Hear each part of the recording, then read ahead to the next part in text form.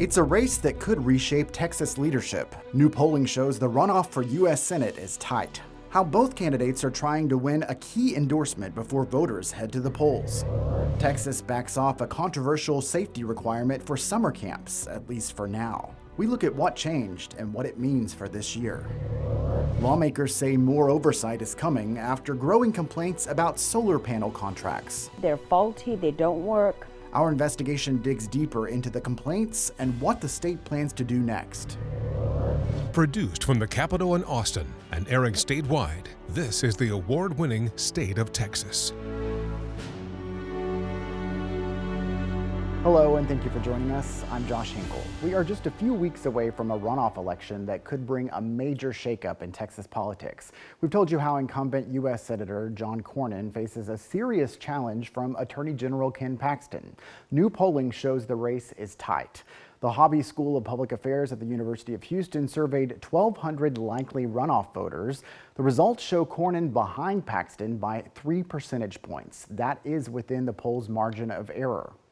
Both Cornyn and Paxton have touted their ties to President Donald Trump, but as of Friday, he still had not made an endorsement. The state capitol correspondent Adam Schwager reports this isn't the first time Trump has said he's about to weigh in on this race. This is your access code. Early voting for Texas's primary runoffs starts on May 18th. With 11 days to go, President Trump said this about the top of the ticket Texas Senate primary race. I'll make a decision. Yeah, I'll make a decision. When will you make your decision? Maybe relatively soon. Would you consider it? I like them on both. oil exports I like at all? them both. It's a decision 3 months in the making. When Trump visited Corpus Christi the Friday before the first round of voting, he made a slew of Texas endorsements, but held back on the Senate race. Right after the election, Trump said he'd endorse a candidate soon and asked the other to drop out. At the time, The Atlantic reported Trump was leaning towards Cornyn. I think he was leaning toward me, and he said that he wanted the person he didn't endorse to drop out. And Paxton immediately said no, he wouldn't drop out, which I think caused some consternation on the part of the president. When we asked Paxton about the situation in late April, from your perspective, what was happening during that 48-hour window? He pitched us on why Texans and likely the president should back him. His money comes from D.C. You'll notice you don't see him out doing this stuff. He doesn't campaign because his money comes from D.C. He spent $100 million, and I spent 5.8. When the president teased his endorsement, one of the stated goals was to focus on attacking the Democratic candidate. Without that, the two have been taking swings at each other. I think the Attorney General can't raise money because people know that he won't be a good candidate in November. I mean, the goal of politics in these elections is to win. What has John Cornyn accomplished? Is there anything good he's accomplished, not just in his 24 years in the Senate, but in his 40-plus years in office? And I've never gotten a single answer. In Republican primaries, Trump's word is as good as gold. According to Ballotpedia, which tracks endorsements, 95% of Trump-endorsed candidates have won their primaries in 2026. Friday marked 65 days since Trump first said his endorsement was imminent, leaving doubt in some minds that he'll ever make a decision in this race. But given how late he weighed in on other Texas races in the first round of voting, pollster Mark Jones says, until dawn on Election Day, May 26, we can't actually rule out Donald Trump endorsement of one of these two candidates. For State of Texas, I'm Adam Schwager. Whoever wins the runoff will take on Democrat James Tallarico in November. According to a recent poll for the Texas Politics Project, Tallarico leads both Paxton and Cornyn in hypothetical head-to-head races. Adam spoke one-on-one with both Paxton and Cornyn. You can watch those complete interviews right now on our website. Just look for the clips in this week's State of Texas story. After more than 100 Texas camps said they would not be able to meet a new safety provision in time to open this summer, the state of Texas decided to temporarily drop a requirement to install fiber optics just weeks before camp season. Capitol reporter Dylan McKim explains how the agreement between the state and the camps will work. Camps are bursting. It seems that we're ready to go, safer than we've ever been. Camp directors are breathing a sigh of relief after months of not knowing if they'd be allowed to open this summer. In the wake of the Independence Day floods and the tragedy at Camp Mystic, in 2025, lawmakers quickly passed new camp safety requirements. One requirement created concern among the camp industry. From the moment they first said, we're going to require fiber, I looked at another camp leader next to me and said, what's he talking about? Eddie Walker is the director of Mount Lebanon Christian Camp in Dallas. His camp already installed a fiber optic internet connection, but he knew many rural camps, and even some urban ones, would not have the money to do so. With no fiber optic connection, camps would not get a license. We've worked for months and months to try to figure out how are we going to keep these camps open. 19 camps sued the state and asked the judge to temporarily suspend the fiber optic provision. On Thursday, the Department of State Health Services announced it would drop the fiber optic requirement for this summer. Camps can get a license if they meet all other safety requirements and have an alternative broadband connection. The agency's commissioner said in a statement, quote, "This agreement will ensure that youth camps in Texas operate with the safety provisions envisioned by the legislature, while allowing camps and families to move forward with their summer plans." Walker hopes he and his fellow camp directors will start to see licenses approved in the coming weeks. Camps are ready, and hopefully the state will get this moving pretty quickly. Dylan McKim, State of Texas. Camp leaders say they hope to be invited to participate in camp safety legislation next session after they were left out of the process last summer. Classmates preparing for graduation while one student faces immigration detention.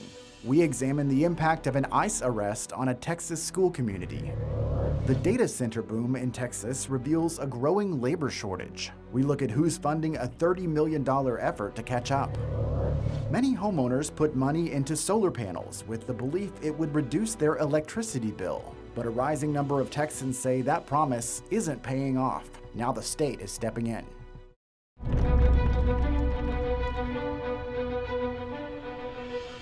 Students and others from an Austin high school community gathered Thursday in support of a classmate detained by U.S. Immigration and Customs Enforcement. The high school senior is now being held at the Karnes County Immigration Processing Center. This comes after he was detained following a traffic stop. Investigator Kelly Wiley has the story. With 3 weeks left before the Northeast Early College High School class of 2026 crosses the graduation stage, senior Luis Cabrera Chavarria is facing deportation. Texas Department of Public Safety officials said a trooper stopped the 18-year-old last Friday over an expired vehicle registration and contacted ICE after determining the teen was not lawfully in the U.S. The teen's sister and soccer coach tell us he was driving home from an overnight shift at fast food chain Popeyes when he was pulled over. He is a typical high school senior. He's funny, he's silly, he's hardworking. Chavarria is a full-time student and goalie on his school's varsity soccer team. His family tells us he's also helping his sister pay rent and other household bills. His coach, Kyle Olson, and teammates were briefly able to talk to the teen over the phone earlier this week. And of course, he's just concerned, as we all are, because we don't really know kind of what's next and what's going to happen next and what the timeline is. So all of those details are still being worked out. In a statement, an ICE official said the teen freely admitted to having no legal basis or documentation to remain in the U.S., adding that he entered illegally on July 28, 2019 as a family unit. DPS officials told us the trooper that stopped Chavarria is a federally certified immigration officer under the agency's 287G agreement. The 287G task force agreement allows trained local officers to enforce federal immigration laws during their routine duties in the field. The agreements are increasingly being signed by police agencies across the state. He's the first student and player that I have that has been detained. However, I know that there's other families that have experienced similar, similar heartache. It's tragic. It's unfortunate timing for all of it. It's an opportunity that he had, that he's been working for 4 years, to celebrate with his peers, that we're still hopeful that he'll be afforded the opportunity to do so. Northeast students have gathered behind me just off campus, and they're advocating for their classmates' release. Luis's sister talked to us, and she told us they're originally from Honduras, and they entered the country in 2019 and claimed asylum. We asked ICE about the specifics of that case, and they pointed us to the Executive Office of Immigration Review. Now, Austin ISD told us they are aware of students and families being detained this school year. There's an elementary school teacher that's also detained at Karnes County Immigration Center right now. He was detained earlier last school year. In Austin, Kelly Wiley, state of Texas. According to ICE data provided to the Deportation Data Project and analyzed by our team, as of March, most people detained inside Karnes County Immigration Processing Center, where Schwager is currently being held, do not have criminal histories. As of March 10th, there were nearly 1,000 people detained in Karnes, 47 of whom are convicted criminals. It has been very frustrating. Thousands of Texans say they're trapped in costly solar contracts they can't escape. Our investigation examines the complaints and how the state is promising oversight. A multi-million-dollar investment in workforce training in Texas. How the data center surge is reshaping the state's job market and fueling a new approach to get skilled workers.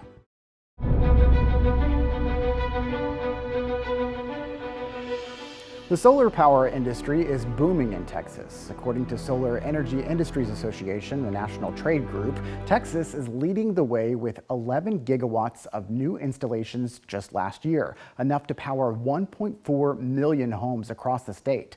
But a growing number of Texans say they were misled when signing long-term contracts for solar panels they thought would save them money.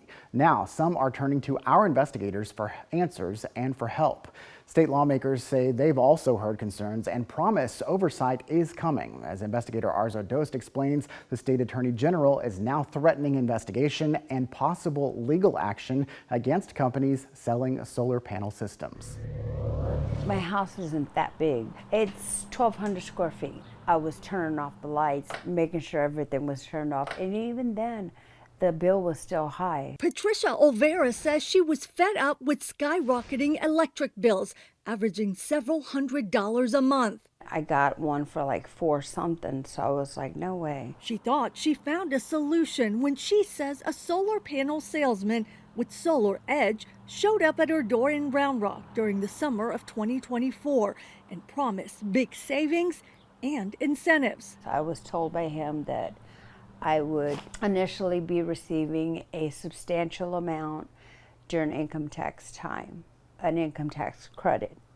And I could either use that money towards doing a remodel to the home, or I could send it back to the finance company. Olvera says it sounded like a good deal, especially during a very difficult time in her life. She admits it has been hard to move forward after the loss of her son almost 4 years ago. I was like, look, I lost a child. I'm stressed. I'm sad. I'm very upfront. Don't bull me. If this is going to save me money, then let's do it. If it's not going to save me money and it's not in my best interest, then I don't want to do it. Let's not even waste each other's time. Records Olvera shared with us show she signed a 25-year agreement with solar financing company Mosaic for nearly $33,000. The document also says another company, Freedom Forever, would install the panels. They're faulty, they don't work. Olvera says she had to have the solar panels serviced several times due to failed equipment. In February, she sent this email to all the companies involved in her contract, claiming fraud and misrepresentation. Solar Servicing, which took over financing her loan after the original company, Mosaic, filed bankruptcy, responded, saying her dispute was investigated, but the loan remains valid. We also followed up with the other companies involved. Solar Edge and Mosaic haven't responded.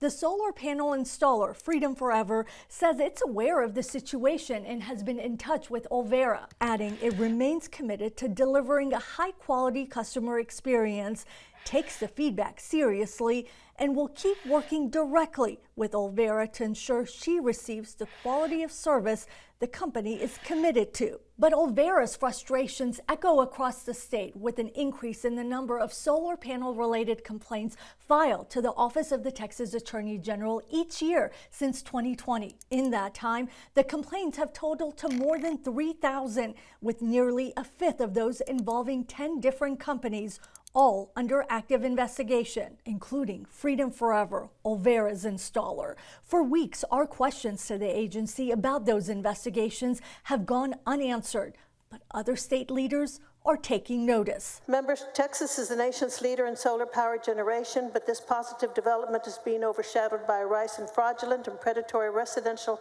solar panel sales practices. Last session, State Senator Judith Zaffirini from Laredo pushed for oversight after hearing about aggressive door-to-door tactics and false promises of free panels or eliminated electric bills. The bill is finally passed. Her legislation became law and starting in September will require solar panel salespeople and companies to register with the Texas Department of Licensing and Regulation. The law will also prohibit salespeople from making misleading claims and guarantees a consumer's right to cancel a contract within 5 business days of signing. Fines for violations could range between $50,000 to $100,000. Zaffirini told us by email, Texas needs this law because Texans interested in solar energy deserve honest and transparent transactions, not deceptive sales tactics.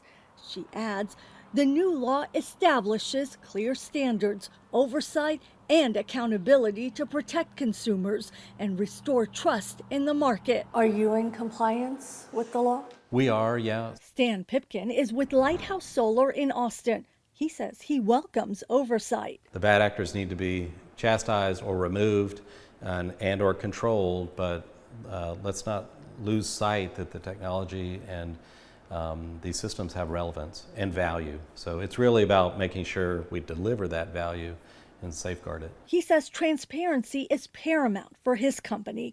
It's why they don't do door-to-door sales and rely on repeat customers and referrals. People contact us with an interest, and then we take that and really understand what they want to achieve. So that may take a year. A door-to-door salesperson does not wait a year. So our team is patient. Olvera says she wishes she never answered her door. It has been very frustrating. She now worries she could lose her home if she can't pay back the loan for the solar panels. Every day, I look back and I think, how could I be so gullible and trusting, to these people? Senator Zaffirini says she'll monitor the implementation of this new law and promises to revisit the issue here at the Capitol next legislative session to see if any additional safeguards are needed. Another bill she passed also last session focuses on education. In February, the Public Utility Commission published online a new consumer solar guide for home solar systems. It includes what you should know before making an investment in solar panels and questions you should be asking a salesperson, including, is my home a good fit for solar panels, and what are payment options for buying or leasing solar panels? Arzo Dost for State of Texas. For transparency, Lighthouse Solar, who you heard from in the story, is a sales client of our Austin station, KXAN. Lawmakers tell Arzo they really want to raise awareness, especially among older Texans. The Texas Elder Justice Coalition, an advocacy organization, has heard from impacted families and recently held a webinar about deceptive practices impacting older and non-English speakers, and also ways to report fraud in the state. For details on how you can file a complaint, head to our website and click on the links in this week's State of Texas story. Electricians are in such high demand, some big projects are facing big delays. Now there's a multi-million-dollar plan to fix the shortage, what the investment could mean for Texas job seekers.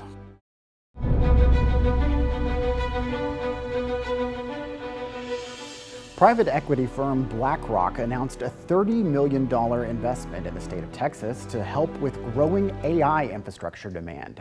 The grants will go to technical training schools across Texas over the next 3 years with the intention of training 12,000 new electrical workers. State Capitol correspondent Adam Schwager reports from one school that could see an impact, Texas State Technical College in Waco. I want to thank Larry Fink and BlackRock for what they're doing. It's a tremendous investment. A $30 million investment to help train new electricians across the state of Texas. As the largest investor in infrastructure, we hear in every project, we don't have enough workers. Part of the reason for the electrician shortage, Texas has grown by over 2.5 million people since the start of the decade. Electricians alone, I hear we need something like 10,000 of them in the state of Texas as we speak right now, even more in the future. Another massive reason, the amount of electric work done on data center construction, a booming industry in Texas. Even if the demand for data center electricians is met, it can come at the cost of other industries. Oracle came in and started an AI, and next thing you know, they put out a call for 500 electricians. That's Abilene custom home builder Gene Lantrip. We have 15 houses right now waiting on the electricians. An important goal of this investment is speed. BlackRock CEO Larry Fink says companies don't have time to wait for electrician numbers to slowly rebuild. TSTC Chancellor Michael Reeser says this grant will help achieve that goal. This investment will allow TSTC to expand its capabilities in the field of electricity and power at a much faster rate than we otherwise would be able to. A faster rate of electrical workers for a state in desperate need of them. We're behind. We're behind. For State of Texas, I'm Adam Schwager. We want to add some perspective about the extent of data center growth in Texas. Numbers from data company Aterio show at the start of May, Texas had 212 operational data centers. 158 more were under construction, and more than 600 potential projects have been announced. Thank you again for joining us for State of Texas. I'm Josh Hinkle. We'll be back next week to bring you an in-depth look at Texas politics.